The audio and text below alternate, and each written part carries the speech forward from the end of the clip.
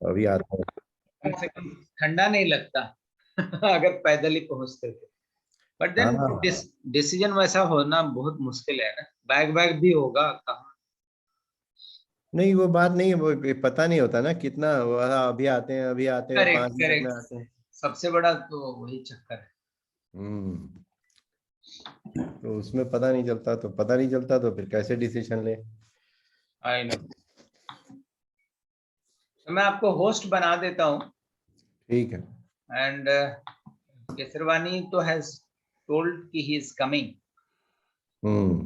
तो उसको एंट्री आप ही दे देंगे। ठीक एंड है। फिर थोड़ा क्लास लेंगे, तब तक मैं आपका तो सुनता हूँ लेक्चर। क्या? नहीं, मेरे को तो अच्छा अच्छा लगता है, आप अच्छी अच्छी बातें बताते हैं। अरे वो आपकी मोहब्बत है वरना ऐसा क्या? नहीं, ज्यादातर लोग देखते हैं ना, पैनिक में इधर से उधर भागते हैं, बट अल्टीमेटली क्या है कि इनसाइट्स जो है ना वो बड़ा शांत का चीज है। हम्म। और मैं देखता हूँ आप लोग तो जो मतलब with all your experience and the work behind, तो मेरे को तो थोड़ा सा दिखता ही है। मतलब मैं तो इसलिए फिर ठीक लगता है। अल्टीमेटली क्या है कि इतना मतलब भाग दौड़ में तो कुछ पता नहीं चलता ना, इनसाइट्स नहीं मिलते। हम्म। और मैं भी काफी वो उलझा रहता हूँ ना, डिफरेंट डिफरेंट लेवल का हम्म। टैलेंट मैनेजमेंट से। खासकर मेरी बेटी जब वो चैंपियन बनी ना, तो 4-5 साल हो गया ना, हम्म। उसके बाद अभी टैलेंट मैनेजमेंट जो है बड़ा कंफ्यूजिंग एस्पेक्ट हो गया। हम्म। टैलेंट मैनेजमेंट तो एक है कि जब तक आप सपोज थोड़ा लो लेवल से उसको राइज कराए, हम्म। टैलेंट बढ़ रहा है, नॉलेज बढ़ रहा है, स्किल बढ़ रहा है, हम्म। लेकिन एक लेवल पे जाके फिर वो थोड़ा सा शैटर्ड हो जाता है ना। Sir good afternoon. उसके बाद ऐसे भी लास्ट माइल तो मतलब टफ है ना बहुत। Sir good afternoon. Good afternoon Jitendra ji. Hello, good afternoon. जी आपका सर। डाटा इम्प्रूव हुआ? हाँ सर, तभी तो आवाज आ रही क्लियर। अच्छा वीडियो नहीं ऑन होगा? नहीं सर, वीडियो ऑन कर दूंगा तो आवाज भी चली जाएगी। Video digital on. Disruption sir. अच्छा, आप बहुत दिन बाद आए हैं क्लास में। I think Sinha ji now will take a class. Sir please, आप यू कैन। हाँ जितेंद्र जी, आज जी क्योंकि सर। आखिरी क्लास है जी जी जी। तो हम ये चाहते हैं कि कोशिश करें कि आपके जो डाउट्स और आपके जो what is it that you would like to know rather than actually आप कभी हॉस्टल में रहे हैं कभी? सर 17 साल रहा हूँ सर। 17 साल रहे हैं। तो एक दो अप्रोच होती है, एक होती है मेस, एक होती है कैफेटेरिया। Yes sir. मेस जो होती है वो हॉस्टल में जो जैसा खाना बना है वही खाना है, जी जी जी। वो तो मेस है। और कैफेटेरिया ये है कि आप जाते हैं, आप डिसाइड कहते हैं कि हमें ये चाहिए। Yes sir. तो let us follow the cafeteria approach yes sir. so that you get a better satisfaction. What is it that you would like to know? Sir थोड़ा सा मेरे को ये चाहिए कि जो आपने रिकैप किया था, क्योंकि कुछ क्लासेस में मैं नहीं था, मेरे फादर एडमिट थे हॉस्पिटल में। सो वो था कि थोड़ा सा एक रिकैप कर देते बस, थोड़ा सा मतलब एक बोल्ड पॉइंट्स। अब ये तो याद नहीं ना। अब बाकी ये के जो पॉइंट्स थे वो वर्मा सर ने पीपीटी भेजी है, तो मैं उसमें गो थ्रू कर रहा हूँ। आपने जो पीपीटी करवाई थी। एक्चुअली हमें याद नहीं कि आप कौन से सेक्शन में थे, कौन से सेक्शन में नहीं थे। और जब आप नहीं आए थे तो क्या क्या कवर किया था हमने। ये दिख रहा है आपको ये पूरा जो हमारी पीपीटी का वो है, वो स्प्रेड है, नहीं दिख रहा होगा? दिख रहा है?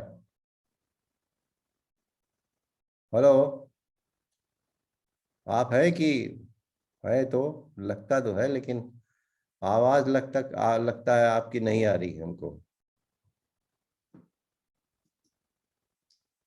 क्यों जितेंद्र जी? ये आपको दिख रहा है? सर आपकी आवाज नहीं आ रही सर। मेरी आवाज नहीं आ रही? मेरी आवाज क्यों नहीं आएगी? जस्ट आप वेट सर, आपकी आवाज नहीं आ रही सर। वर्मा साहब आपको आ रही है? Hello hello. सर मैं फिर से रिज्वाइन होता हूँ, आपकी आवाज नहीं आ रही है। ठीक है ठीक है।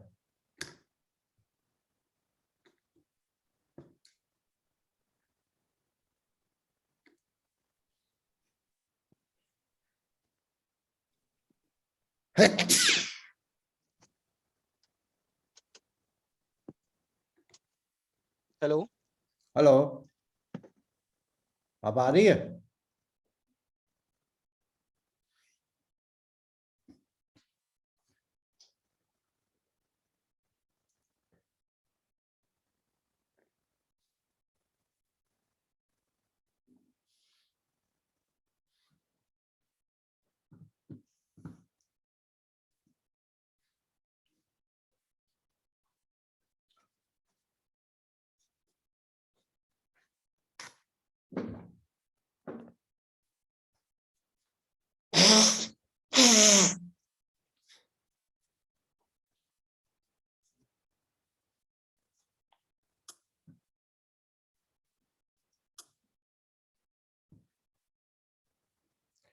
हेलो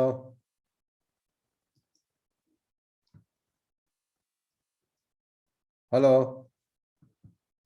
हाँ अब आ रही है? हाँ सर आवाज आ रही है।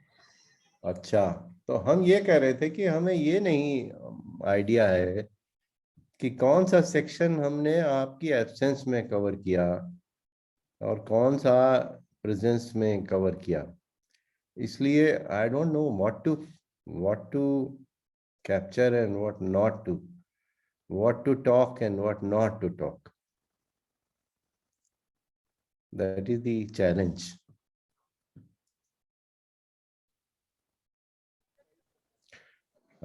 हाँ सर क्लिक कीजिए, सर क्लिक कीजिए। अब क्लिक तो हम कर दें। हाँ सर ये नहीं पढ़ा है मैंने। ये नहीं पड़ा? ओके। हाँ सर नहीं किया है। अच्छा,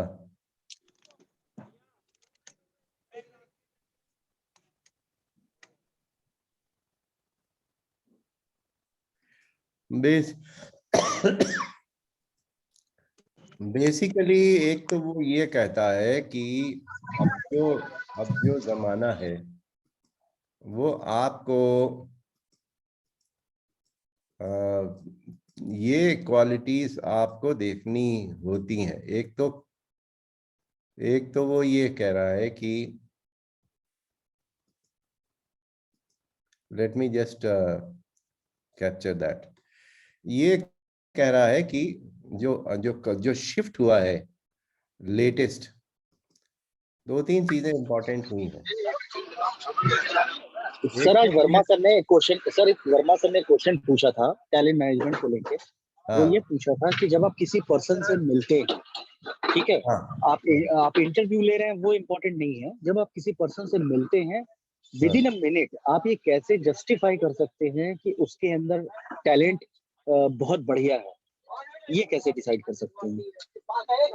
देखिए ऐसा है, क्योंकि आपका ये जो क्वेश्चन है ये बड़ा इंपॉर्टेंट क्वेश्चन है। जो रिलायबिलिटी इंटरव्यू की है, खासतौर से अगर वो बिहेवियरल इवेंट इंटरव्यू के बारे में जानते हैं? नहीं सर, वो इंटरव्यू के बारे में नहीं पूछा था। उन्होंने ये हाँ बोला कि जैसे आप किसी पर्सन से ऐसे 1-to-1 मिल रहे हैं तो ऑन द हाँ, बेसिस ऑफ वो मीटिंग आप ये कैसे डिसाइड करेंगे कि उसके अंदर अच्छा टैलेंट है? वही तो कह रहे हैं, this is what I am saying, कि आप कभी नहीं कर सकते उससे, क्योंकि जो ट्रेडिशनल इंटरव्यू की रिलायबिलिटी है वो खाली 18% है अच्छा सर। स्टैटिस्टिकली। अगर बिहेवियरल इवेंट इंटरव्यू आप ले रहे हैं तो वो ज्यादा हो जाती है। सो ये बिहेवियरल इंटरव्यू क्या है सर? इवेंट इंटरव्यू जो हम बता रहे हैं। बिहेवियरल इवेंट इंटरव्यू होता है कि आप ये नहीं पूछ आप ये पूछते हैं, जैसे मान लीजिए लीडरशिप है,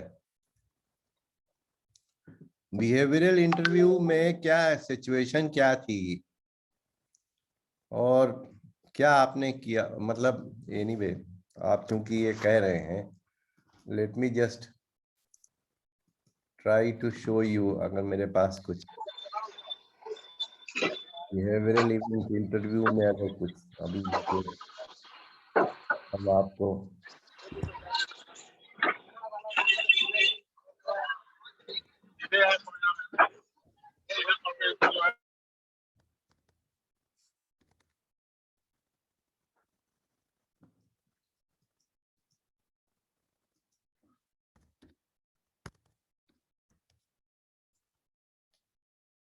बिहेवियरल इवेंट इंटरव्यू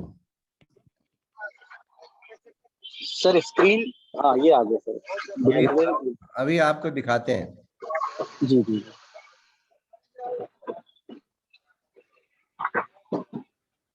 हम इसीलिए क्योंकि आपको ऐसे नहीं समझ में आएगा भी। हम ये चाहते थे कि आपको हम का बेसिक कॉन्सेप्ट क्या होता है बीईआई का, वो हम आपको दिखाते हैं।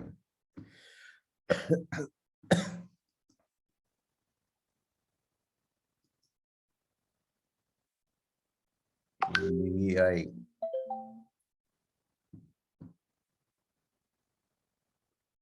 बिहेवियरल इवेंट इंटरव्यू होता क्या है? बेसिकली अगर हम किसी से कहें कि भाई तुम टीम लीडर हो, टीम लीडर कैसे हो, तो वो कहेगा मैं टीम लीडर बहुत अच्छा हूँ। अब आपको यस सर। कैसे पता कि वो वाकई में अच्छा है या गोली दे रहा है ना? बिहेवियरल इवेंट इंटरव्यू ये होता है जो नॉर्मली किसी भी केस में 45 मिनट एक घंटे से कम का नहीं होता। और जो जो कॉम्पिटेंसी आपको असेस करनी है उसके बारे में आप स्टार मेथड फॉलो करते हैं। स्टार मेथड क्या है? सर ये जो आपने बोला 45 मिनट से 1 घंटे का होता है, ये स्टैंडर्ड ड्यूरेशन है कि ये ड्यूरेशन बढ़ सकता है या बढ़ घट सकता सकता है, है? बढ़ सकता घट भी है। सकता है। मतलब घट हम भी ये कह सकता रहे है। हैं कि ये आप जल्दबाजी में नहीं कर सकते। Okay sir. बेसिकली कहने का मतलब ये है कि बीईआई जो होता है जल्दबाजी में नहीं होता और इसका प्रोसेस है। जैसे हमने बताया ना कि आप किसी से पूछिए कि तुम अच्छे टीम प्लेयर हो कि नहीं, तो क्या कहेगा? हाँ मैं हूँ। लेकिन कैसे पता चले कि वो है भी कि नहीं है? तो हम हर चीज, हर जो कॉम्पिटेंसी हमें चेक करनी है उसके बारे में हम उससे पूछते हैं, अच्छा ये कोई एग्जाम्पल बताओ कि क्या हुआ था और उस सिचुएशन में तुमने क्या किया, क्या अकॉम्प्लिश करना था टास्क, और उसमें तुमने क्या एक्शन लिया और क्या रिजल्ट आए। इसको स्टार मेथड कहते हैं।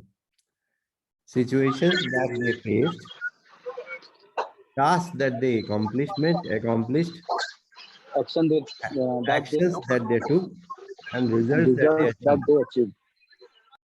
तो ये बीईआई सिस्टम कहलाता है कि अच्छा वो जब बोलेगा, आप नहीं बोलते हैं। इंटरव्यूअर को 5 से 10% से ज्यादा टाइम नहीं बोलना चाहिए किसी भी इंटरव्यू में।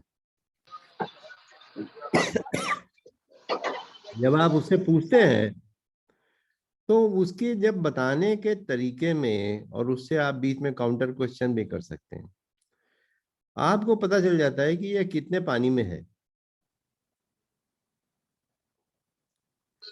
और जी वो सर। जितना जितना ज्यादा बोलेगा उतना आपके पास उसको वेरीफाई करने का मौका ज्यादा होगा।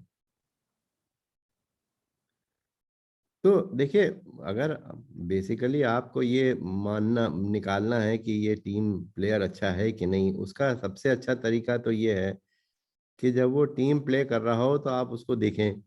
वो तो संभव नहीं है, तो उसका दूसरा तरीका यह है कि आप उससे पूछें कि कोई एग्जाम्पल बताओ कि क्या हुआ, क्या सिचुएशन थी, जी तो तुमने उसमें क्या किया, सिचुएशन में क्या अकॉम्प्लिश किया, करना था तुमको, तुमने एक्शन क्या लिए, क्या रिजल्ट हुए, उसी पे आप पूछते रहे उसको। तो आपको पता चल जाएगा कि ये इस कॉम्पिटेंसी में ये ए लेवल पे है कि बी लेवल पे है कि सी लेवल पे है कि डी लेवल पे है कि ई लेवल पे है।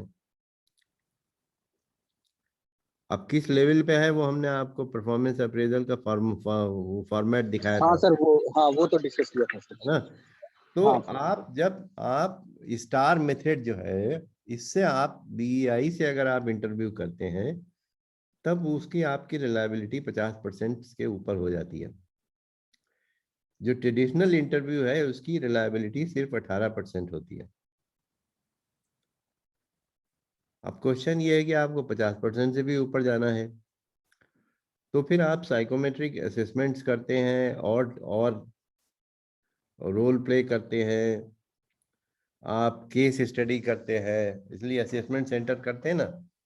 असेसमेंट सेंटर का ऑब्जेक्टिव ये होता है कि आपको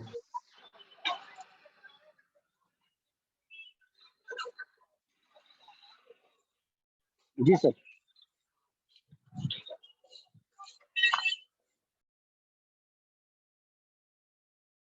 आप अपनी रिलायबिलिटी के परसेंट को बढ़ाते हैं, तो आपको पता चले कि जो आप टेस्ट कर रहे हो वो वाकई में वो है कि नहीं है, और है तो कितना है, समझे ना। ठीक है सर, ठीक है। तो आपके सवाल का जवाब ये है कि आप कैसे जाने हैं।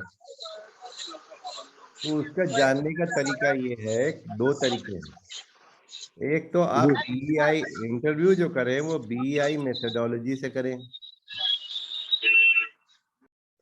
और दूसरा तरीका ये है कि अदर मेथड्स को डिप्लॉय करें, जैसे कि साइकोमेट्रिक असेसमेंट। जब आप साइकोमेट्रिक असेसमेंट करेंगे तब आपको, जैसे हमने आपको टेस्ट दिखाए ना, हैरिसन का दिखाया और हाँ दिखाया सर। था, तो उसमें आपको शॉर्ट टाइम में पता चल जाता है कि ये जो है क्या इसमें है, राइट सर। और आप उसको वेरीफाई कर सकते हैं। खाली एक टेस्ट से आप नहीं चलते, आप बहुत सारी मेथडोलॉजी लगाते हैं। लेकिन जो आपके सवाल का जवाब डबल दो है। Number one, interview interview you do as per BI. Number two, you use other methods to support you, to give you additional data.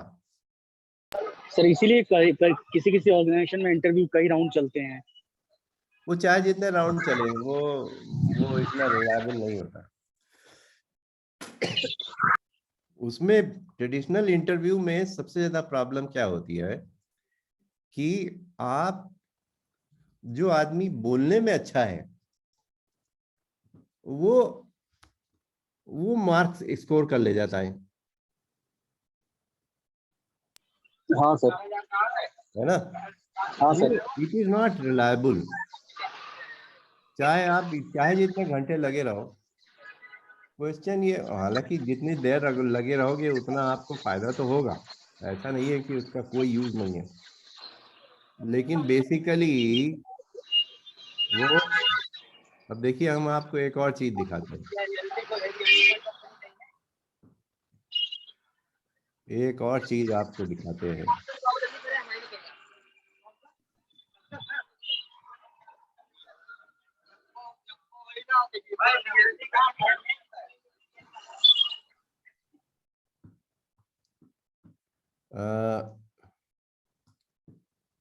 ये आपको दिखाते हैं, ये दिख रहा है, ये एक्सेल चार्ट दिख रहा है। हेलो, सर जूम किया, हाँ जूम किया सर, कॉन्फ्लिक्ट दिख रहा है, कॉन्फ्लिक्ट लो एडजस्टमेंट, हाँ हो गया सर। ये कहता है high सोशेबिलिटी can mask potential weaknesses in other scales for short periods of time. अगर किसी व्यक्ति का सोशेबिलिटी स्कोर हाई है, तो ये होगन का वो है, इंटरप्रिटेशन शीट है। जी तो आप इंटरव्यू में उसकी वीकनेसेस पकड़ नहीं पाएंगे, जी सर। ये क्लियर कट कह रहा है। अब जैसे कि आपको दिखाते हैं, आपको टेस्ट का वो दिखाते हैं। Let me show you.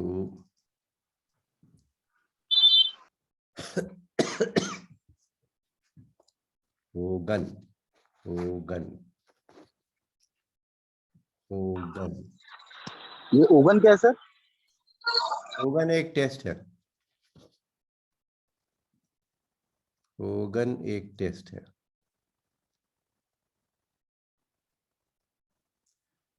ये देखिए, ये जो होगन का जो टेस्ट है, एक एक व्यक्ति का हम आपको स्कोर दिखा रहे हैं। ये व्यक्ति का स्कोर जो है, ये सोशेबिलिटी में ये 77% दिखा रहा है। जी सर। ये जो व्यक्ति है, इसको जब आप इंटरव्यू करेंगे तो इसकी वीकनेसेस को पकड़ना बहुत मुश्किल है। ये क्लियर इंटरपर्सनल सेंसिटिविटी में 22% है। हाँ, ये लो है, माने हाँ ब्लंट होगा। अच्छा। ये ब्लंट होगा, वो चीज दूसरी है। वो I am not talking about that. What I am saying is हाँ सोशल वाला। people whose sociability score is high, hmm, it is very difficult to find out their weaknesses in interview.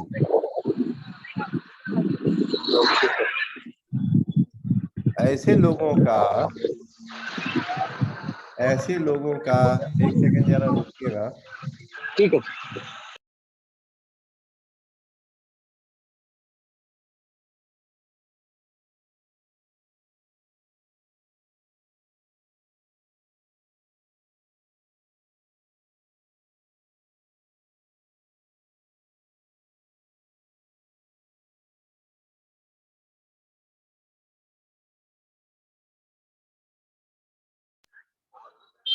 Sir आपकी आवाज नहीं आ रही है।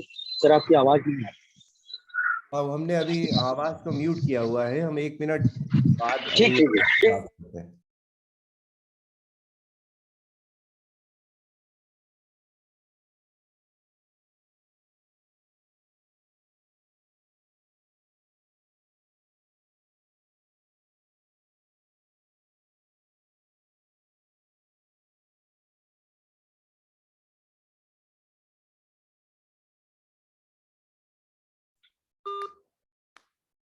हाँ ठीक है।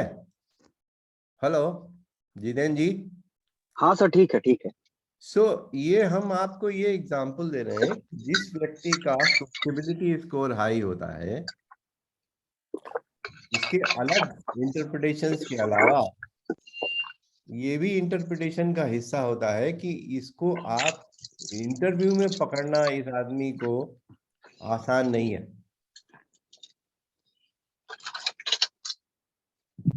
समझ गया सर। हाँ, तो अब आप चाहे 4 घंटे कर लो चाहे 6 घंटे कर लो, ये बकबक करता रहेगा और लोग बहुत इंप्रेस हो जाएंगे कि क्या बढ़िया कैंडिडेट है, लेकिन उसकी वीकनेसेस निकल के नहीं आएंगी। अब उसकी वीकनेसेस जो हैं, देखिए आपको फिर से दिखाते हैं इसकी मेजर वीकनेसेस क्या है। ये टेस्ट थोड़ा महंगा टेस्ट है, इसलिए हम नॉर्मली कुछ ही कंपनियां करती हैं। अब ये देखिए, इसके जो लाल लाल डंडी वाले जो दिख रहे हैं ना, जी सर। अब ये दिख रहे हैं कि एक तो ये शक्की बहुत है, स्केप्टिकल इसका बहुत हाई है, और एरोगेंट बहुत है। और सर शक्ति जल्दी शक्ति ज्यादा बहुत है है तो ये। सर शक्ति बहुत है तो टीम प्लेयर भी कभी नहीं होगा। क्या? हाँ, नेचुरली।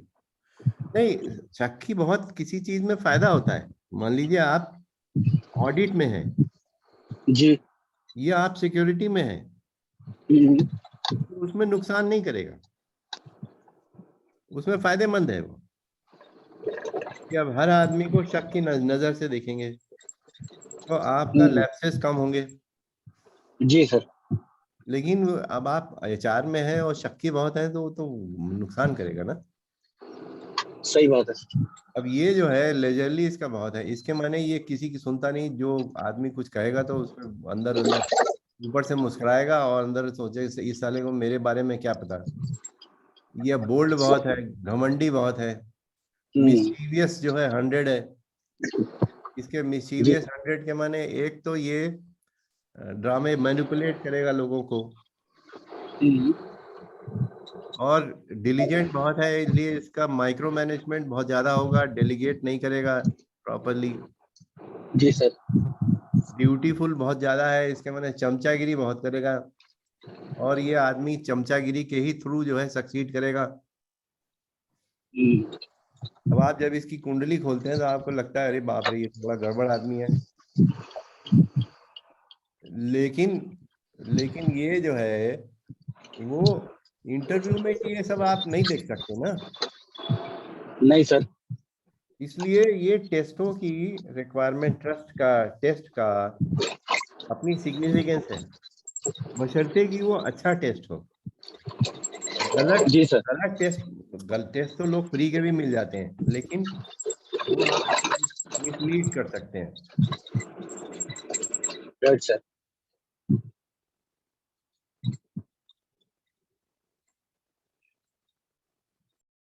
वो टेस्ट जो है वो गलत स्टैंडर्ड टेस्ट है तो आपको बहुत सारी इंफॉर्मेशन दे सकता है जो प्रैक्टिकली इंटरव्यू में पकड़ना असंभव है।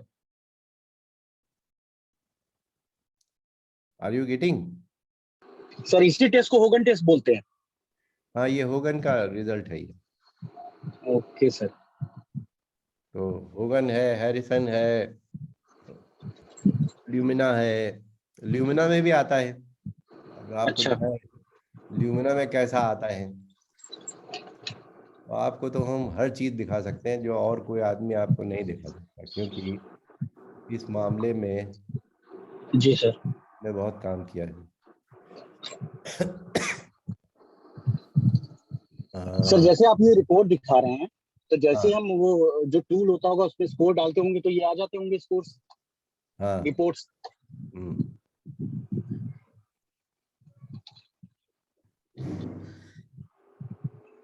अब ये हम आपको ल्यूमिना की रिपोर्ट दिखा रहे हैं, एक जी। Second.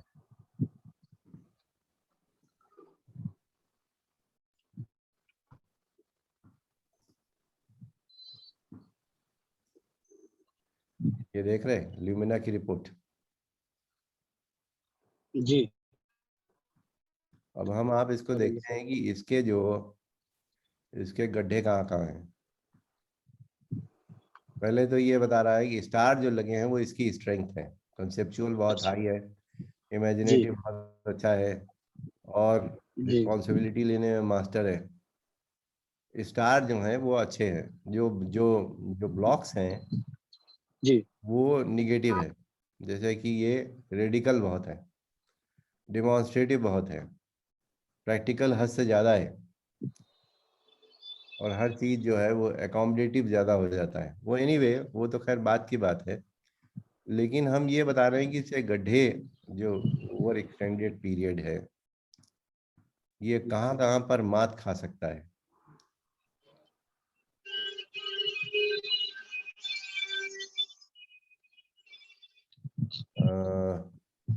Let me show you.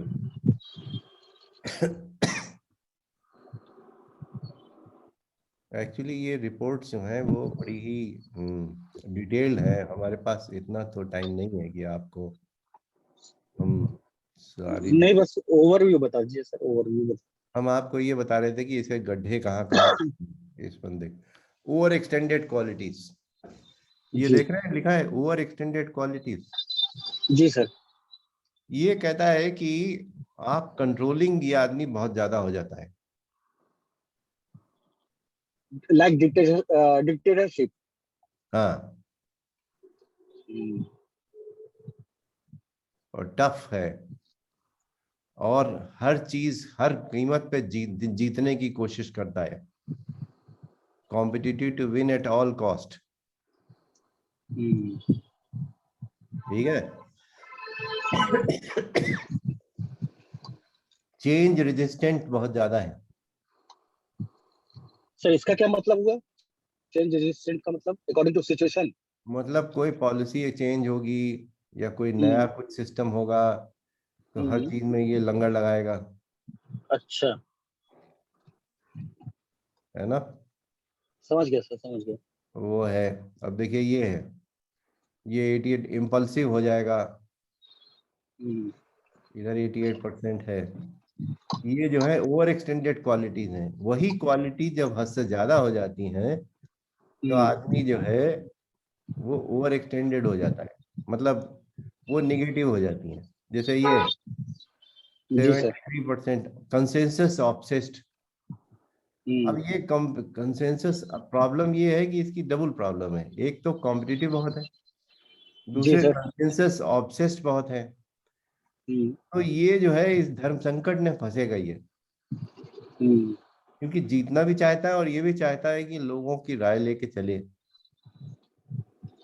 तो हम्म। यहाँ पर ये धर्म संकट में फंसेगा। उसी तरीके से ये इम्पल्सिव भी है और हेजिटेंट भी है, हम्म। तो ये धर्म संकट में फंसेगा।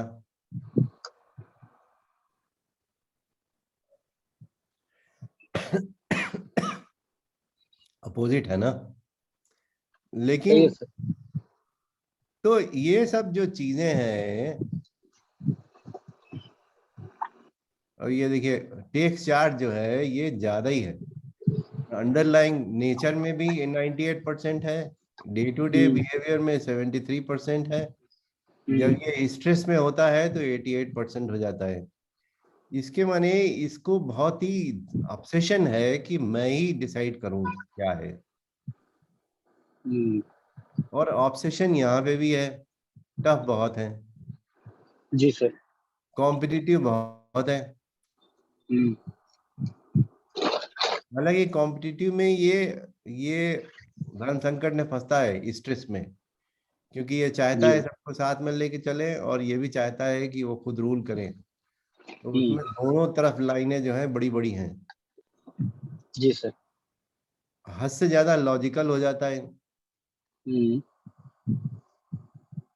तो इस टाइप से आपको उसमें टेस्ट से आपको, हम ये नहीं कह रहे हैं कि आप इस पे रिलाई करिए टोटल, लेकिन आपके पास अगर ऐसी इंफॉर्मेशन हो तो आप इंटरव्यू में चेक कर सकते हो ना। सही है सर। टेस्ट का पर्पस ये नहीं है कि आप ये कुछ भी पैटर्न आए आप कहिए नहीं इसमें ये आया है यही सही है। जी। लेकिन आपको अगर मान लीजिए शुगर में आ रहा है कि ब्लड टेस्ट में अगर शुगर 400 आ रही है, then you need to take notice ना। हो सही सकता है कि वो टेस्ट गलत हो, लेकिन आपको सेकंड ओपिनियन, सेकंड टेस्ट करना पड़ेगा, सेकंड ओपिनियन लेना पड़ेगा। But at least it will trigger your thought into a direction which would not have been possible to find out without the test. Right sir. Right sir. ये जो है बगैर test के तुक्के में नहीं चलना चाहिए। टेक्नोलॉजी का यूज करना बहुत जरूरी है। Are you with me? Yes sir. आपके सवाल का जवाब मिल गया? मिल गया सर, मिल गया। और कोई सवाल पूछिए। नहीं सर, वही वर्मा सर ने क्वेश्चन पूछा था। मैंने कहा सर टैलेंट वाली क्लास में पूछता हूँ मैं, क्योंकि रीजन क्या है कि जब तक इंटरव्यू नहीं लेंगे हम 5 मिनट या 10 मिनट की मीटिंग में हम कैसे डिसाइड कर सकते हैं कि उसके अंदर टैलेंट भरा हुआ है। इंटरव्यू में भी नहीं कर सकते आप। नहीं, वो आपने बताया ना सर कि अगर सोशल होगा तो हम उसकी कई क्वालिटी को चेक ही नहीं कर पाएंगे। हाँ, उसका तरीका ये है कि एक तो आप बीईआई के बगैर इंटरव्यू ना करें, जी उससे पूछें, उसको खखेड़ें, उसको स्टार मेथड से क्या सिचुएशन थी, क्या अकॉम्प्लिश क्या करना था, टास्क क्या था, क्या क्या एक्शन आपने लिया, क्या क्या रिजल्ट आए, ऐसा क्यों जी हुआ, वैसा क्यों हुआ। जब आप जितना उसको खोदेंगे उतना जी आपको सर। असलियत पता चलेगी कि उसने किया था कि उसके बॉस ने किया था कि उसके सबॉर्डिनेट ने किया था, उसका क्या कंट्रीब्यूशन था। जी ऐसा सर। पे ऐसा होता है ना, पता चला शेर मरा, अब 3 हम्म, शिकारी थे, अब 3 शिकारी, हर शिकारी ये कहेगा मेरी मेरी मेरे तीर से मरा। अब वो उसके बॉस की वजह से मरा, मतलब अचीवमेंट हुआ, या उसके सबॉर्डिनेट का अचीवमेंट था, या उसका हम्म, अचीवमेंट था, ये हम्म, आपको डिटेल में इंटरव्यू लेने में पता चलेगा, लेकिन उसको बीईआई मेथड से ही पता चलेगा। ठीक है सर। ठीक है। अब क्वेश्चन ये है कि फ्यूचर में जब हम देखते हैं तो हमारे पास ये 4 चीजें देखने की जरूरत है। हम्म, डिजिटली कितना वो, अगर एचआर में भी है जी, तो डेटा एनालिटिक्स में उसका कितना हाथ हम्म, साफ है, ये सब जी, बहुत जरूरी है। हम्म, ठीक है। अब देखिए इसमें ठीक है लिखा है रिमोट वर्क। अब इसका भी एक टेस्ट है कि रिमोट रिमोट वर्क को कैसे हैंडल कर सकता है कि नहीं कर सकता है। हर चीज का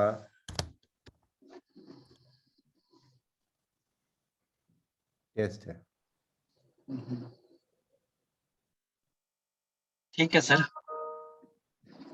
अब ये हम आपको दिखा रहे हैं रिमोट रिमोट अगर ये बंदा जो है, जी, अगर इसके सारे एम्प्लॉयज जो हैं वो अलग अलग डिस्ट्रीब्यूटेड हैं हम्म, और इसका काम ऐसा है कि ये रिमोट में लोग रहते हैं इसको, तो ये लीडरशिप अच्छी दे सकता है कि नहीं दे सकता है, इसका टेस्ट अलग है।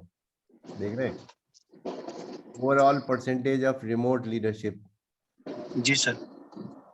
अब इसमें जो है असेसमेंट स्कोर आ जाएगा पूरा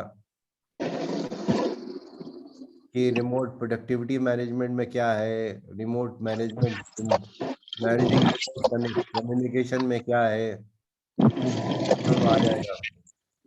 या अगर आप ये नहीं देखना चाह रहे हैं, आप ये देखना चाह रहे हैं कि ये रिमोट लीडर क्या, मतलब रिमोट रिमोट कोई बंदा रिमोट में काम कर सकता है कि नहीं कर सकता है, जी, रिमोट लीडरशिप का था। हम्म, ये है कि इसको वर्क फ्रॉम होम कराओ कि ना कराओ, है ना। जी सर। वो उसका टेस्ट किया है, ये देख रहे हैं 84% है। Yes sir. इसमें जो है रिमोट प्रोडक्टिविटी में, रिमोट कम्युनिकेशन में इसका टेस्ट है। इसका और डिटेल भी है, लेकिन हर चीज की डायग्नोसिस है, हर चीज का टेस्ट है।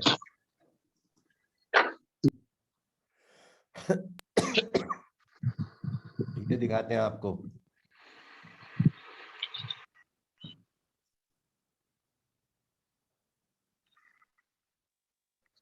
Overall percentage of suitability fit 84% है। रिमोट, ये रिमोट में काम कर सकता है कि नहीं कर सकता है।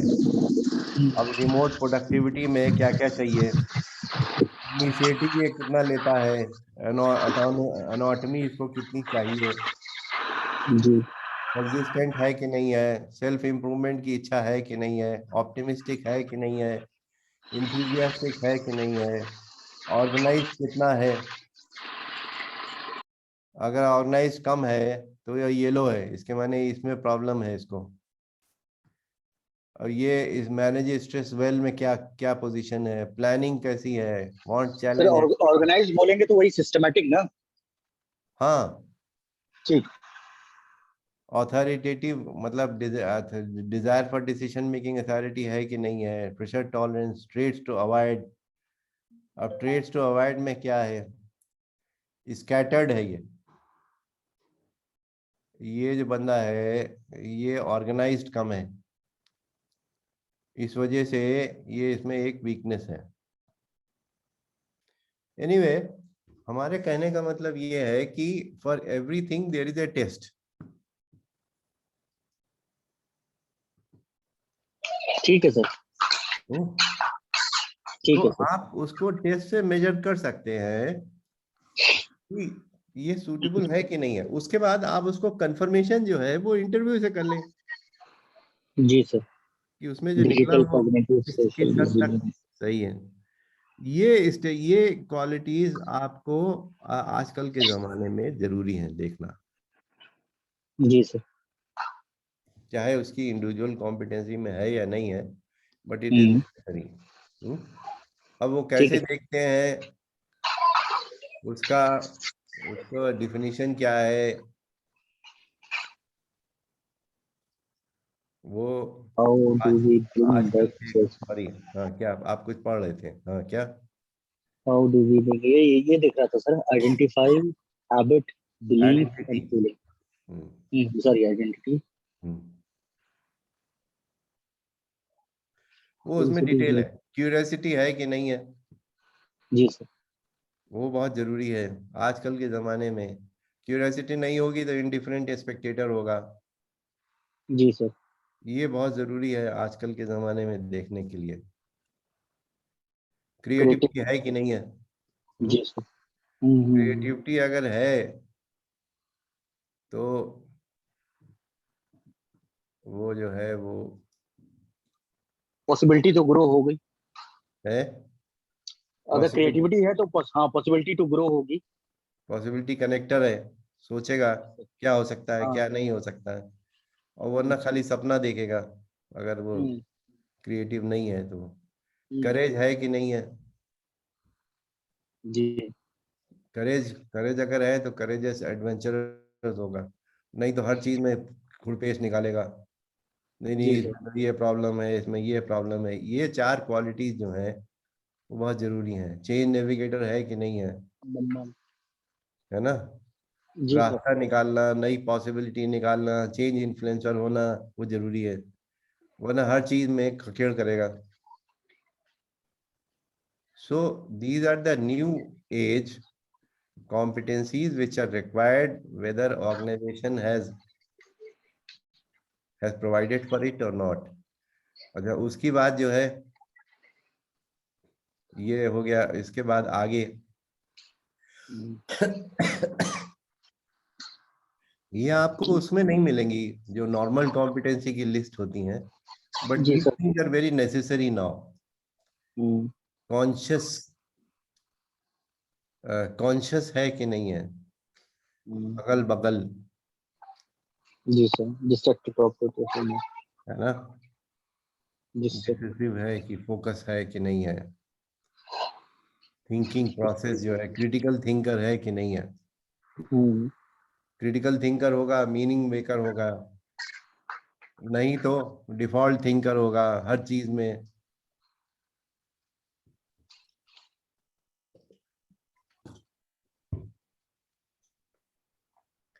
कोलैबोरेटर है कि नहीं है, कंट्रीब्यूटर है कि नहीं है, अपना अपना सोचता है या कंपनी डिपार्टमेंट उसकी सोच होता है, सारे लोगों की सोचता है। हम्म, ये क्वालिटी जो है वो अब ज़्यादा इम्पोर्टेंट हो गई हैं। सो न्यूरोप्लास्टिसिटी की बात करते हैं कि माइंड चेंज कितना होता है। ये जो है, ये जो हम लोगों ने पहले बात करी, जो आपने अभी पीपीटी वो देखी उसकी स्लाइड्स, जी in जी। summary these are the qualities which have become very critical now in hmm, 2021। Confident yes sir.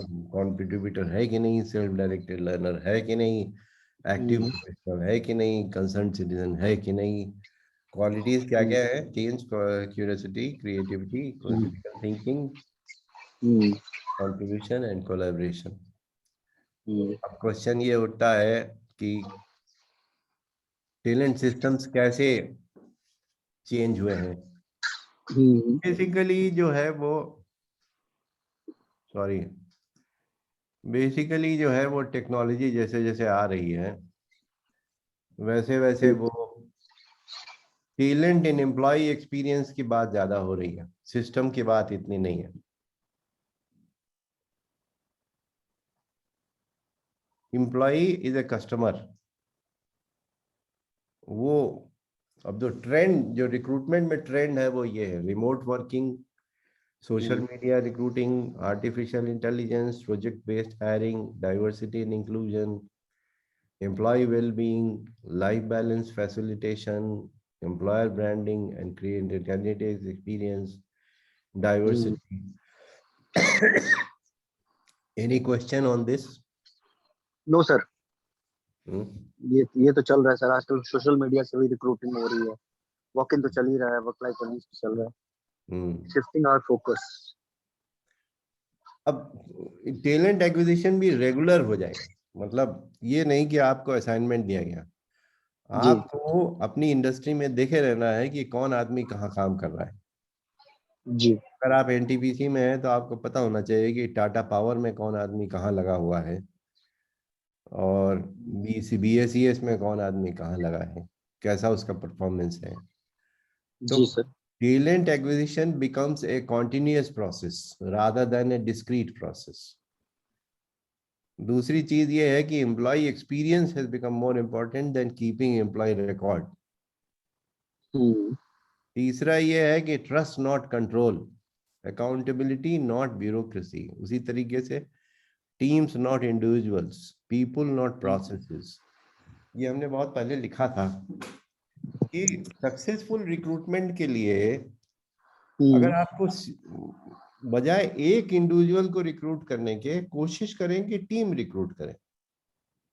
जी क्योंकि कई दफे ऐसा होता है कि मान लीजिए नंबर 1 नंबर 2 साथ में जो काम कर रहे हैं वो एक टीम बहुत बढ़िया चल रही है। अब आप ये सोचें कि एक आदमी को ले लें और वो वही डुप्लीकेट कर दे तो नहीं कर पाएगा वो, क्योंकि वो कॉम्प्लीमेंट्री होते हैं। जी जैसे एक आदमी थिंकर बहुत अच्छा है, दूसरा आदमी डूअर बहुत अच्छा है, दोनों की टीम होगी तो दोनों बहुत बढ़िया करेंगे। लेकिन आपने थिंकर ले लिया लेकिन डूअर लिया नहीं, नतीजा अब आप करें यार इससे तो रिजल्ट नहीं आ रहा। तो गलती उसकी नहीं है, गलती ये है कि हम आइसोलेशन में देखते हैं रिक्रूटमेंट में। रिक्रूटमेंट में भी हमें होलिस्टिक व्यू लेना चाहिए कि यहाँ पर जो आदमी काम कर रहे हैं, खासतौर से अगर हम नई प्रोजेक्ट लग रही है तो we should try to take people in teams rather than in individuals if we really want good results. ठीक है sir. Are you getting what I'm trying to say? Yes sir, yes sir. हो सकता है कि आपको अभी 3 साल इसका यूज ना समझ में आया कि आपके पास ऐसी अपॉर्चुनिटी ना मिले, लेकिन जब मिले then you should understand that teams are more important than individuals. And how can we think of recruiting teams rather than individuals? ठीक है, वो चीज इंपॉर्टेंट है। उसी तरीके से एम्प्लॉय एक्सपीरियंस की जब हम बात करते हैं तो देखिए क्या क्या चीजें इंपॉर्टेंट हो गई हैं। Of course you must be knowing all that, it is only a question of putting it at one place. Yes sir. ठीक है ना? ठीक है सर। ओके, अब आता है कि एम्प्लॉय एक्सपीरियंस 1.0 क्या हुआ करता था। सर एक मिनट बैठ जाइएगा, जो स्लाइड आप दिखा रहे थे, बस बस।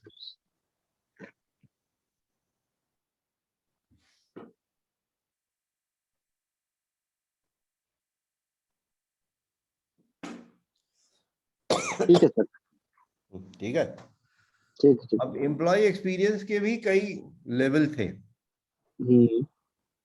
पहला जो लेवल था, पहले क्या हुआ जब एम्प्लॉय एक्सपीरियंस की बात हुई तो लोग एनुअल एंगेजमेंट सर्वे करने लगे, बेंचमार्किंग करने लगे, फिर और आगे बढ़े तो मोबाइल से पल्स सर्वे होने लगा,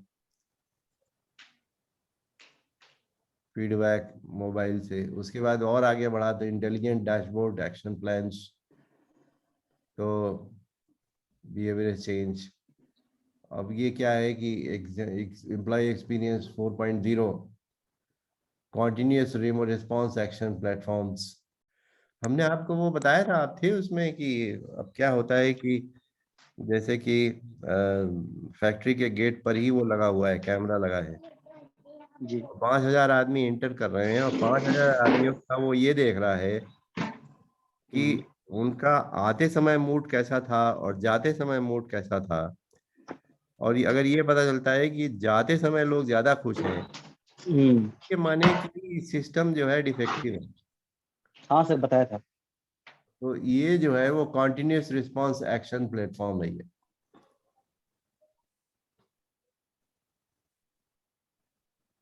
ठीक है, ठीक है सर। ये जो है ये एम्प्लॉय एक्सपीरियंस EX रियल यही है, कॉन्टिन्यूस रिस्पांस एक्शन प्लेटफॉर्म। जी ठीक है, ठीक है सर। अब ये वेलबींग का भी जो है वो लेवल चेंज हो रहा है। जोश बर्सिन ने बहुत काम किया है, जोश बर्सिन का आप देखिएगा इंटरनेट में, वेलबींग, एम्प्लॉय वेलबींग में भी क्या चेंजेस हो रहे हैं।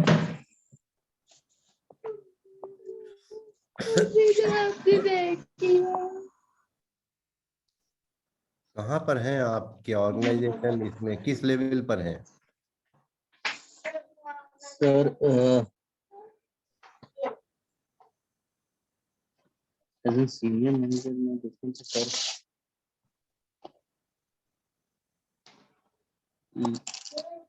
लेवल 3 पे हूँ सर। ओके, तो लेवल 4 में क्या क्या है?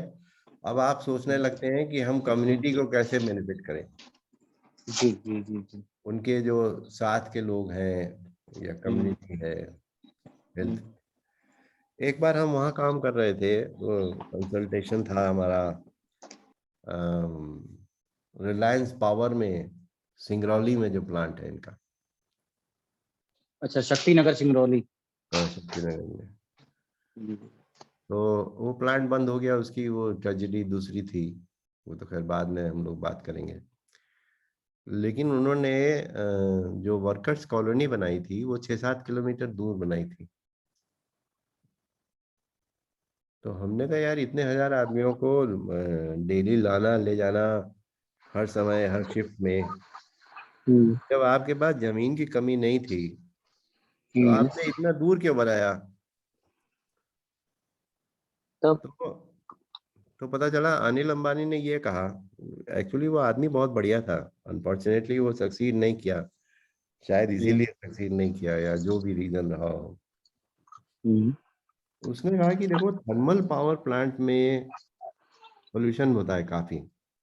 हाँ मैं नहीं चाहता कि मेरा कोई भी एम्प्लॉय जो है वो, या एम्प्लॉय तो चलो ठीक है कि वो 8 घंटे काम करेगा ही करेगा, लेकिन फैमिली का कोई भी बच्चा या कोई बूढ़ा या कोई और आदमी जो है वो पोल्यूशन से इफेक्ट ना हो।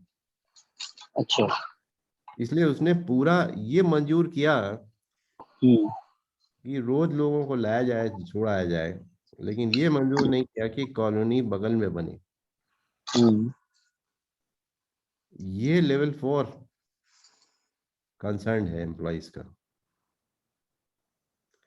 कम्युनिटी, भाई जब वो कॉलोनी दूर होगी तो कम्युनिटी, वहाँ का रिक्शे वाले, सब्जी वाले, पूरी कम्युनिटी दूर होगी, सही बात है सर, मार्केट भी दूर होगा। मार्केट दूर होगा, सब दूर होगा।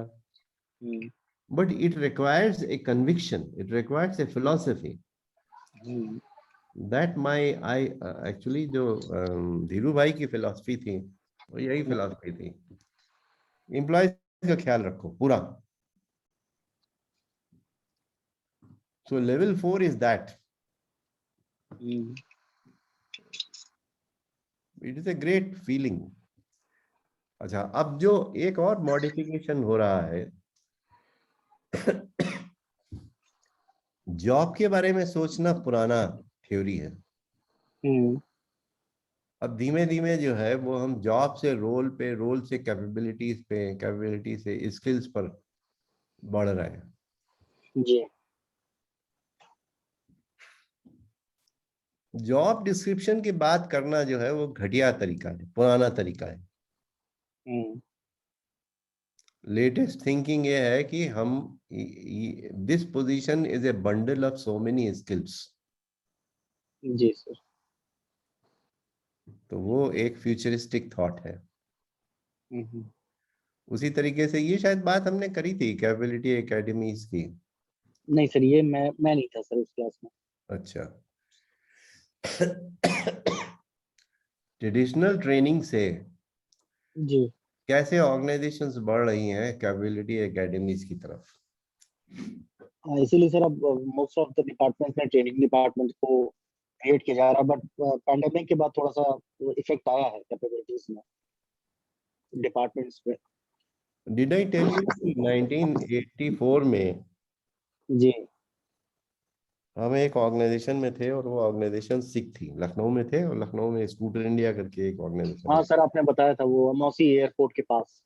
हाँ, और हम ट्रेनिंग में कभी भी हम्म। ये डेटा नहीं देते थे कि मैन पावर मैन डेज कितना है। हाँ सर, वो आपने ट्रेनिंग मैंडेज के बारे में बताया था। हाँ, हाँ। तो basically I have to think in terms of organizational capability building rather जी than sir. mandates, because hmm.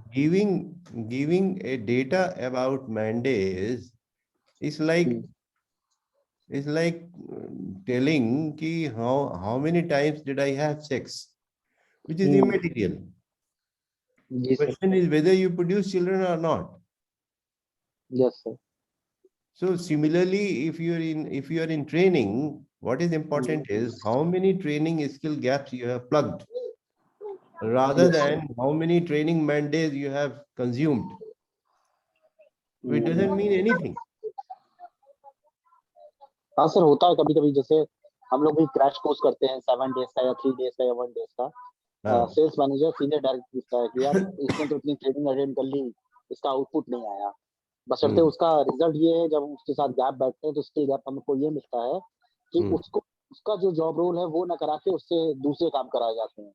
Hmm, distributor के पास बैठो, बिलिंग कराओ, ये कराओ, जबकि उसका काम है एक्चुअल में मार्केट में जाना और कस्टमर को कन्विंस करना। हम्म। So that is an important thing. So it is an attitude. It is, but now it is getting more importance now. उसी तरीके से अब लेटेस्ट चैलेंजेस ये आ रहे हैं गिग वर्क मैनेजमेंट, कि जो हमारे जो फ्रीलांसर एम्प्लॉयज आएंगे, क्योंकि ऑर्गेनाइजेशंस में ग्रेजुअली जो है वो कहते हैं कि 2030 तक 70% पॉपुलेशन जो वर्कर्स की है, जो एम्प्लॉयज की है, वो गिग इकोनॉमी वाली फ्रीलांसर्स हो जाएंगे।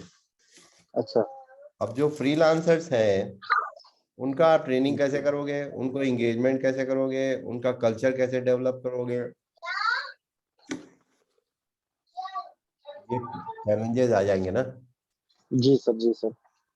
भाई एम्प्लॉयज की ट्रेनिंग करना बात दूसरी है, लेकिन जो फ्रीलांसर है उनकी ट्रेनिंग आप क्यों करोगे? लेकिन अगर उनकी कैपेबिलिटी बढ़ेगी तो आपको ही फायदा होगा। So things will become more complicated.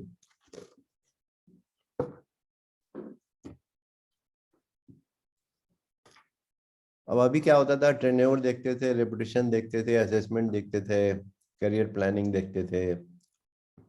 अब ये चेंज, करियर प्लानिंग की बात तो खत्म हो गई। करियर तो कोई चीज ही नहीं होती है, क्योंकि आजकल कंपनियों की ज्यादा कम उम्र होती है और आदमियों की ज्यादा होती है। पहले ये होता था आदमियों की कम होती थी, कंपनियों की ज्यादा, 150 200 साल कंपनियां चलती थी।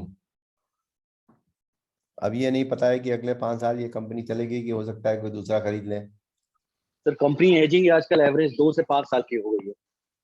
हाँ, वही कह रहे हैं ना। तो अब उसमें करियर प्लानिंग का कोई मतलब नहीं है। नहीं सर। तो agility has become more important. Skill models की बात हो गई है। जी। अब ये जो है वो एचआर का ऑपरेटिंग मॉडल क्या हो गया है,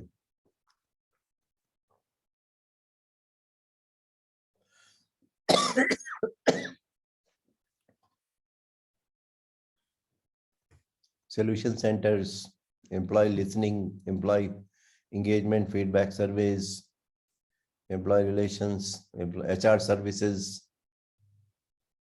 वो टर्मिनोलॉजी बदल गई है। और ये जो है पुरानी टर्मिनोलॉजी है, HRBP, ODHRBP, TAHRBP, analytics HRBP, ये सब पुराना है। नया सिस्टम अब ये हो जाएगा, राइट साइड होगा। ठीक है जी सर। अब ये जो है learning development leadership. Any question? लेकिन ये सर बताइए, नहीं नहीं सर ये क्वेश्चन है मेरा, जैसे टैलेंट एक्विजिशन ज्यादा इंपॉर्टेंट हो गया है, एनालिटिकल डाइवर्सिफाई, वेलबीइंग और लर्निंग एंड डेवलपमेंट बढ़ गया है, लेकिन जब भी जैसे कोई भी प्रॉब्लम्स आती, लाइक पैंडेमिक आया, तो सबसे ज्यादा ट्रेनिंग डिपार्टमेंट को ही,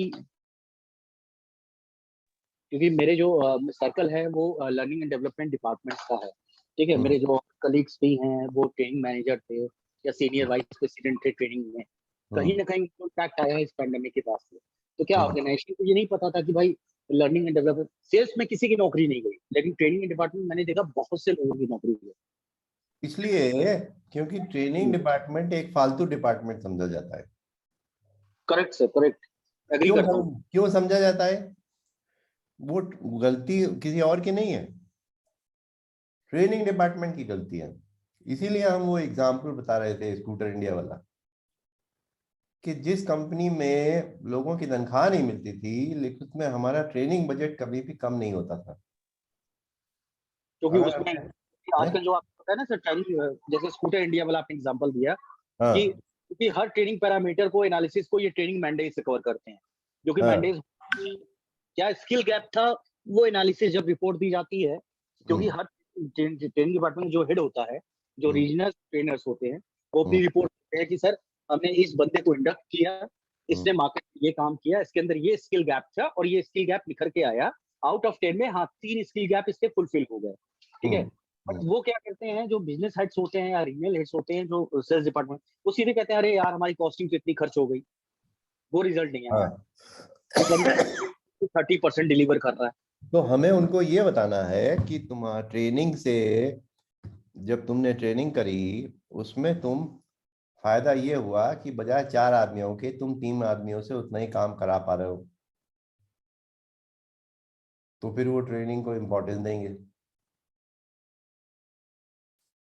अगर उनको ये लगेगा कि एक आदमी जो एक्स्ट्रा हमें लेना था ऑडिट के लिए या डेटा एनालिटिक्स के लिए, या ये अगर हम 2 आदमियों को ट्रेन कर दें तो उसी सैलरी में हम ये काम भी ले सकते हैं, हमको एडिशनल रिसोर्स नहीं चाहिए, तो उनको लगेगा हाँ ट्रेनिंग से फायदा है। See, basically at the end of the day, what is important is, if you are spending 70 lakhs, are you generating or saving to the extent of 1 crore or not? If you are generating or saving to the extent of 1 crore, then nobody will mind spending 70 lakhs.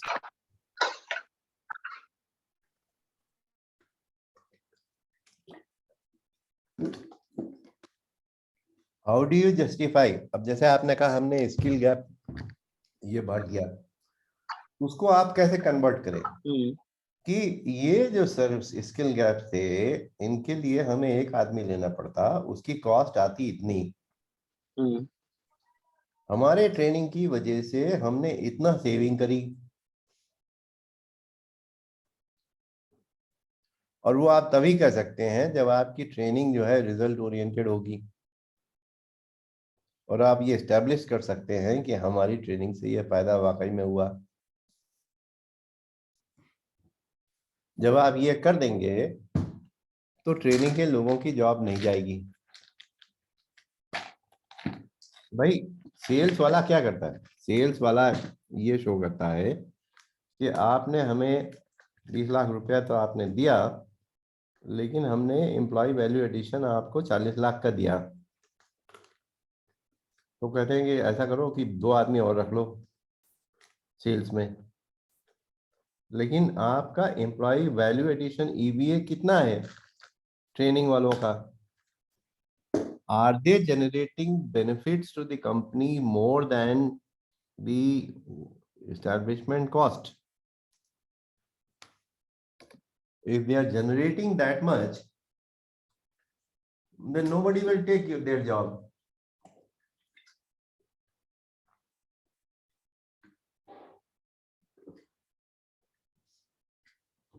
भाई आप घर में भी क्या करोगे? यही देखोगे ना कि इस चीज को लेने से हमें कितना फायदा है। अगर फायदा है और फायदा ज्यादा हो रहा है तो आप लोगे, और आपको लगेगा यार इससे तो खर्चा हो रहा है, आजकल जो खर्चे की प्रॉब्लम है। जैसे आपको एक बताएं सिंपल सा तरीका, कोविड के टाइम में मेड्स का कई जगह मेड आना बंद हो गई, तो लोगों ने क्या किया कि वो जो नए तरीके के मॉपिंग सिस्टम थे वो खरीद लिए उन्होंने, जिसमें कि लोग जो थे वो अपने ही आप वो मॉपिंग करना है पूरे घर की, उसका क्लीनिंग करना है। वो उन्होंने कहा ठीक है यार ये 3-4 हज़ार रुपये लगेगा लेकिन ये काम जो है कर सकते हैं। खर्चा किया कि नहीं किया उन्होंने? So essentially the question is how much are you spending and how much benefit are you getting? If you do not spend that money, then what will be the cost?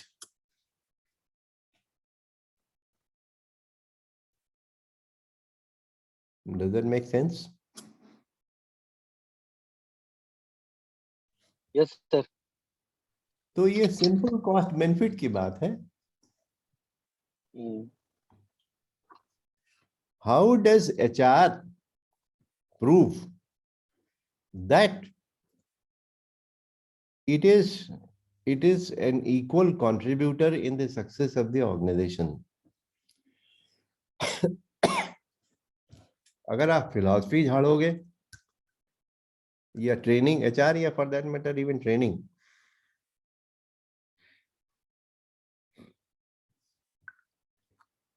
तो लोगों को लगा छोड़ो यार क्राइसिस हो गई है, ये तो बाद में भी कर लेंगे, ट्रेनिंग तो बाद में भी कर लेंगे, अभी जो है इनको निकाल दो, क्योंकि अभी इनको न रहने से भी काम चल जाएगा। लेकिन अगर उनको लगेगा कि ये इनके जाने से काम नहीं चलेगा,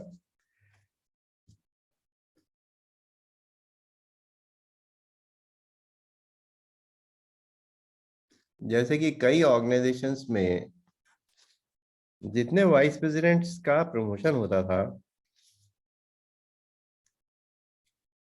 as HR head I used to give my inputs कि ये बंदे का आगे प्रमोशन का पॉसिबिलिटी है कि नहीं है, इसका पोटेंशियल कैसा है। तो AMD जो है वो हर एक व्यू, हर एक ऑर्गेनाइज कंपनी के वाइस प्रेसिडेंट के बारे में हमसे व्यू लेता था कि इसको प्रमोट करें कि ना करें, अगर ना करें तो किसको करें। तो अगर हमारी इतनी वैल्यू है तो वो हमें नहीं निकाल सकता है।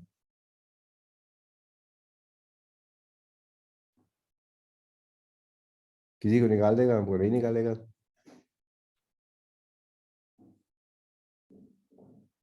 नहीं सर सही है। है ना? अब HMT में हम थे, HMT में हम जैसे पर्सनल हेड थे, हमारे नैनीताल में फैक्ट्री थी। वैल्यू किसी भी तरीके की हो सकती है। नैनीताल में फैक्ट्री थी, नैनीताल में ठंडक बहुत पड़ती थी नेचुरली, क्योंकि घूमने तो सब आदमी जाते हैं, दिसंबर के महीने में वहां रहना जो है वो आसान काम नहीं होता है। अब वहाँ पे जो HMT जो थी हमारी, बेंगलोर में ऑफिस था, तो ज़्यादातर ऑफिसर्स जो थे वो साउथ इंडियंस थे, तो उनकी हिम्मत नहीं पड़ती थी कि यहाँ आए और रहे। तो हम डायरेक्टर HR को भी गाली दे देते थे, और डायरेक्टर HR को पता चल जाता था कि हमने गाली दी, लेकिन वो हमारी कंप्लेंट हमारे जीएम से तो करते थे कि ये बहुत बदतमीज हो गया है, ऐसी बात करता है, देखो इसने ऐसा कह दिया। लेकिन उनकी हिम्मत नहीं थी कि हमको हटा दें, क्योंकि उनको पता था यार इसको हटा देंगे तो हम भेजेंगे किसको।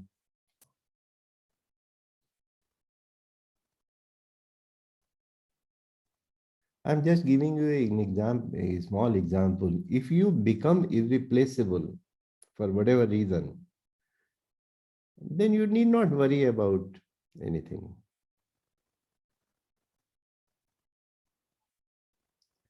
Provided you have the competence and the value to the organization, which is in excess of the salary that you are getting.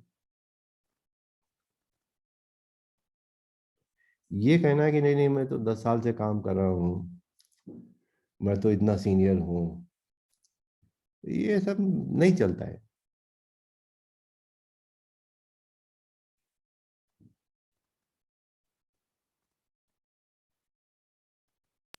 ठीक है sir. Any question? No sir, clear है। So basically, I have to be at the forefront of जैसे R&D का क्या काम है? R&D का काम है कि नई नई प्रोडक्ट बनाए, इनोवेशन करे, मटेरियल से देखता है। उसी तरीके से HR का काम ये है, लर्निंग एंड डेवलपमेंट का काम ये है कि ऑर्गेनाइजेशन में नई नई कॉम्पिटेंस डेवलप हो, जिसकी वजह से ऑर्गेनाइजेशन जो है वो मार्केट प्लेस में बाकी लोगों के से compete कर सके, बजाय ये सोचना कि नहीं नहीं हमें जो काम दिया गया वो हमने तो किया। Then you are a service provider, no? If you are like a maid of the family, then in times of crisis, COVID, you will be removed.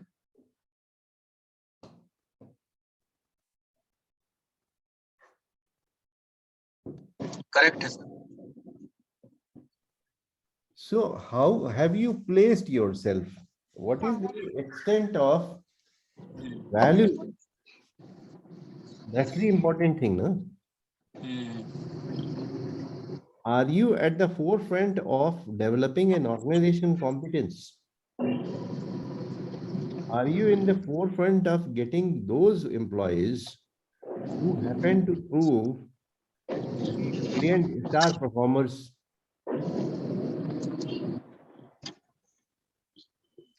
Are you an employee that if you leave, you will regret कि यार वो चला गया, this is a distinct loss to the organization?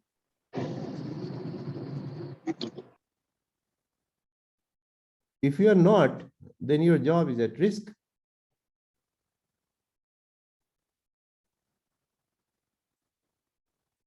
That means कि sir value addition should be must. Value addition, not only value addition ऐसा जो indisputable हो, value addition ऐसा जो लोगों को दिखे कि हाँ यार ये तो आदमी जो है इसको नहीं हटाया जा सकता, इसका कंट्रीब्यूशन बहुत है।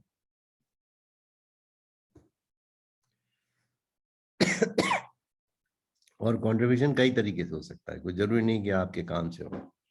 फिर हम अपनी लाइफ से ही एग्जांपल दे रहे हैं। आई वाज एचआर हेड, तो एसएमटी में एक डिपार्टमेंट होता था इंडस्ट्रियल इंजीनियरिंग का। वो फॉर्म्स जितने होते थे, चाहे वो परचेज के हों, चाहे फाइनेंस के हों, चाहे मार्केटिंग के हों, चाहे किसी मैन्युफैक्चरिंग के हों, फॉर्म्स डिज़ाइन का एक सेंट्रलाइज सिस्टम था इंडस्ट्रियल इंजीनियरिंग करके।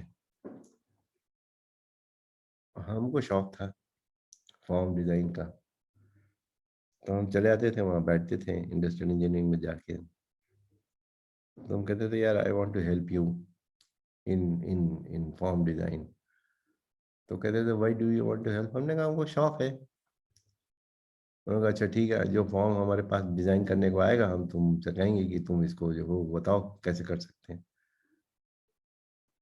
तो हम करते थे और उनको पसंद आता था। तो उन्होंने क्या किया कि वो आलस किसको अच्छा नहीं लगता, तो उन्होंने सोचा यार हम पूरा काम करें, इससे अच्छा इसको दे देते हैं, ये तो फ्री कर रहा है। तो वो फॉर्म डिजाइन करके हम देने लगे। अब देने लगे तो अच्छा था, इसलिए अप्रूव होने लगा, तो उनका काम बहुत आसान हो गया। उन्होंने कहा यार ये तो बहुत अच्छा है। बट एक खबर जो है वो कहीं छुपती तो है नहीं। नतीजा एक एक टाइम ऐसा आया कि एमडी भी ये कहता था कि अगर कोई फॉर्म डिजाइन हुआ है, चाहे वो परचेज का है चाहे वो फाइनेंस का है, नया फॉर्म अगर डिजाइन हुआ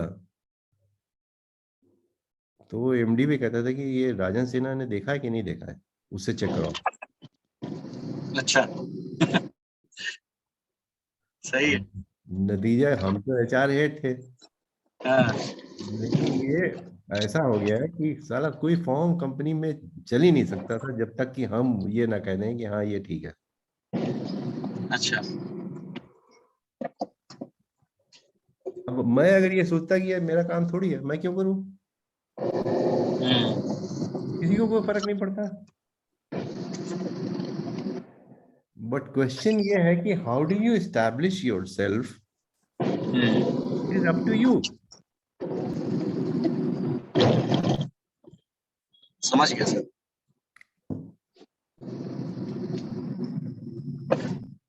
So how do you establish yourself even in areas in which you are not expected to contribute? अगर आप ये सोचते रहेंगे मुझे क्रेडिट मिल रहा है कि नहीं मिल रहा है, तो आप माया संसार में फंस जाएंगे। अगर आपको ये होगा कि यार हमें तो करना है, क्रेडिट तो मिलेगा ही सूनर और लेटर, क्योंकि खुशबू जो है, जो अच्छे काम की खबर कहीं ना कहीं से लीक हो ही जाती है। सर वो कहावत है ना, काम नाम तो होता ही है, चाहे काम करके चाहे ना काम। हाँ।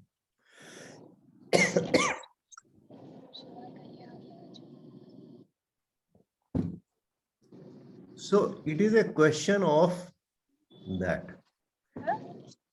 Imagine that organization, अब जैसे यही है, बहुत सी चीजें जो हमने बात करी, it is not relevant to your present work role.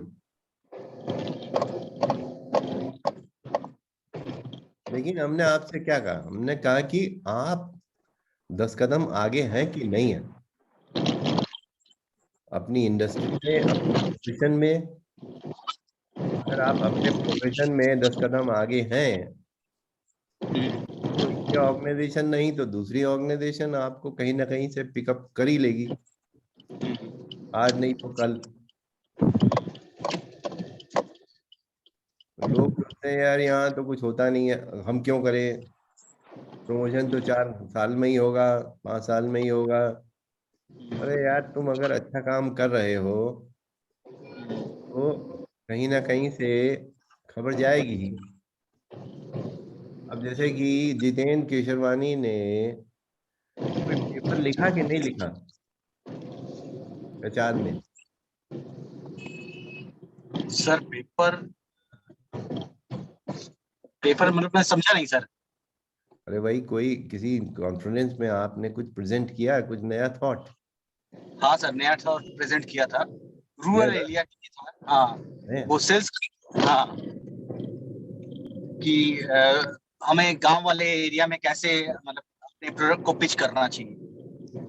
Sales वाले ने एक्चुअली रिकमेंडेशन पूछा था, तो मैंने उनको बताया था कि ऐसे नॉर्मल बिगर साइज पैकेट्स जो होते हैं अर्बन में बिकते हैं, बट रूरल के लिए क्या होता है, वहां पे शशि चाहिए होता है। तो हमारे सेल्स हेड ने शशि रिकमेंड किया था वहां के लिए, और वो हिट हुआ, mega hit. Correct.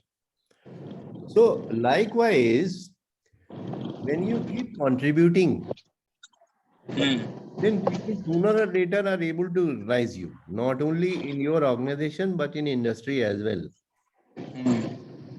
and they will pick you up.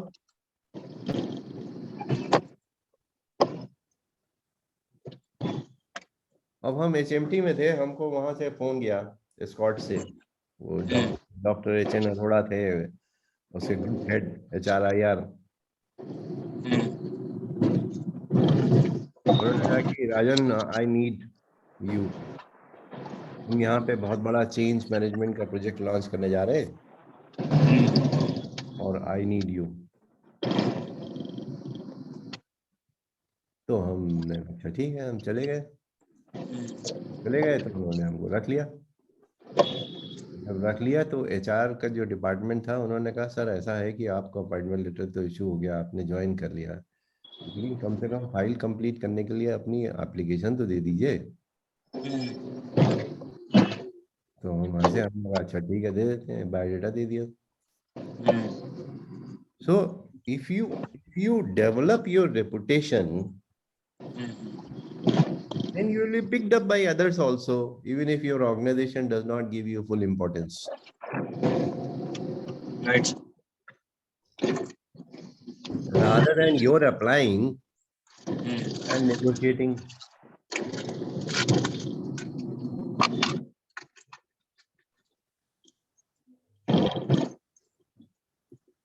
तो जो एरिया आपने पिकअप किया है, जैसे मान लीजिए रिटेल इन मैनेजमेंट का ही पिकअप किया है,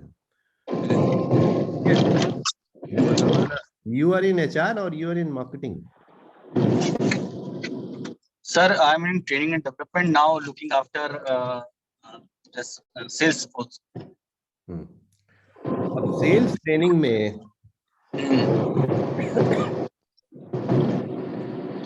up to date sales training में क्या क्या लेटेस्ट हो रहा है, ये आपको फर्दर नॉलेज डेवलप करना जरूरी है। चाहे आप इंटरनेट से करें, चाहे किताब से करें, चाहे अब जैसे कि वो है स्पिन सेलिंग, पता है? क्या सर? स्पिन सेलिंग हाँ सर, सुना है। सुना है तो पढ़िए ना उसको। स्पिन सेलिंग ऐसा नहीं होना है आपका बेसिक, जैसे जैसे मान लीजिए असेसमेंट में है, असेसमेंट में ऐसा कोई टेस्ट ऐसा नहीं है जो हमको नहीं मालूम है। अच्छा। इसके लिए हम सर्टिफाइड नहीं है। तो जब आपका ये स्पिरिट हो जाएगी, सेल्स ट्रेनिंग में ऐसी कोई टेक्निक नहीं है जो हमको नहीं मालूम है। अच्छा। तो आप फिर then you will become a master. What are you trying to reach that level so that you become an industry specialist. चाहे सेल्स ट्रेनिंग ही है, सेल्स ट्रेनिंग में सेल्स ट्रेनिंग का इतना स्कोप है और हमेशा रहेगा कि कोविड आए या ना आए, लोगों को बेचना तो पड़ेगा ही। जी सर। तो सेल्स रहेगा तो ट्रेनिंग जरूर रहेगी। ट्रेनिंग सेल्स ट्रेनिंग में जो मास्टर होगा उसको कभी जॉब की प्रॉब्लम होगी नहीं। तो आप ये कह सकते हो कि you are a master in sales training.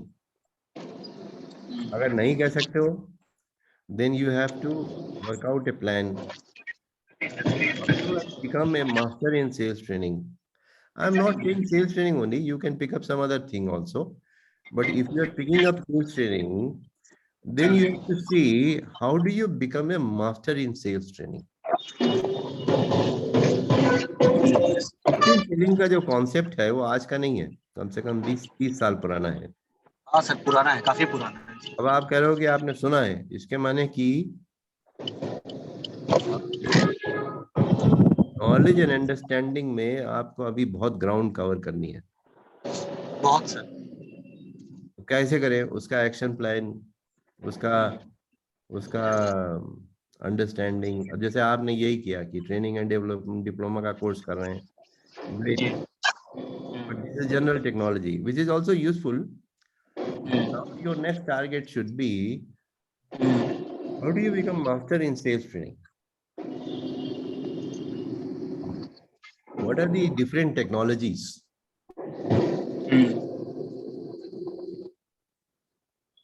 how do you become certified for that। तो तो आपको फिर अप्लाई करने की जरूरत नहीं होगी, आपके लिंक्डइन प्रोफाइल में ही होगा you are certified in these things. लोग अपने आप ही आपको पिकअप करेंगे।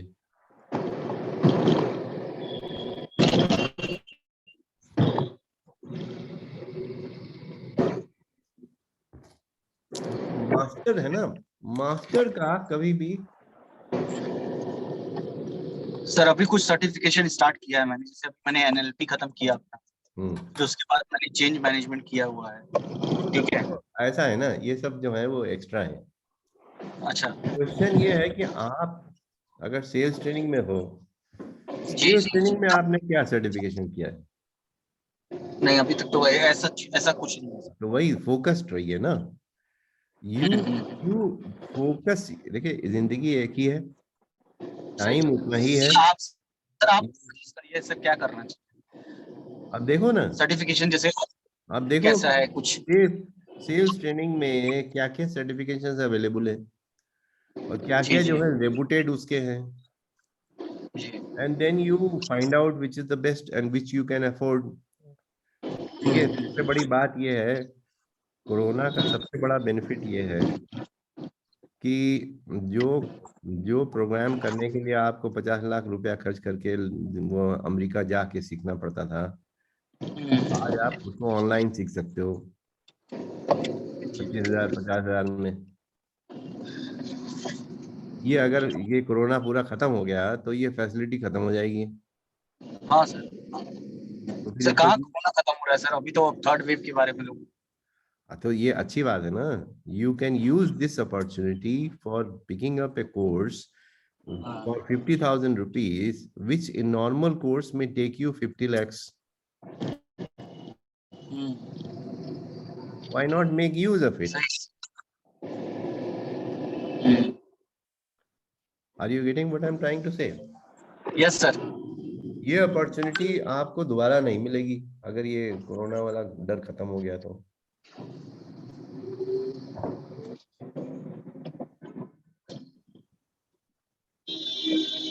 आप कोर्सेरा में जाओ, हेड हेड उसमें जाओ, देखो which are the best courses of sales training. Correct sir. Make a choice.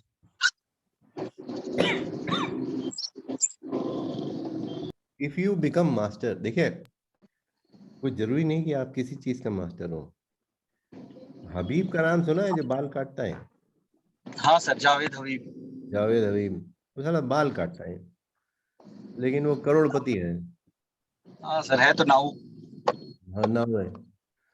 If you become a master in what you do, then you have nothing to look back, even if you are a bloody barber.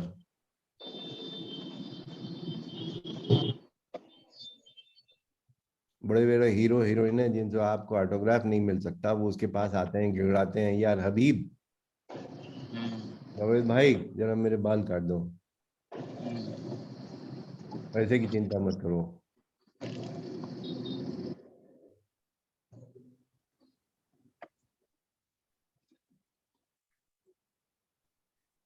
So you become Javed Habib of your sales training.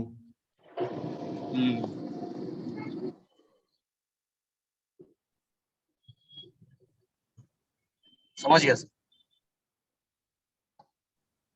Something I have to do after this ISTD. है? Something I have to do related to sales training after ISTD. Yes, it may take you 1 or 2 years, but after that there is no end to your growth. Yes sir.